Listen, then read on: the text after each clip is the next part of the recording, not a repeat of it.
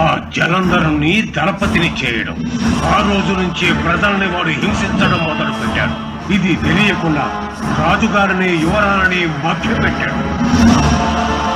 చుట్టుపక్కల 56 ఊళ్ళలో తరతరాలుగా 2 పూజలు జరుగుతూ వస్తున్నాయి.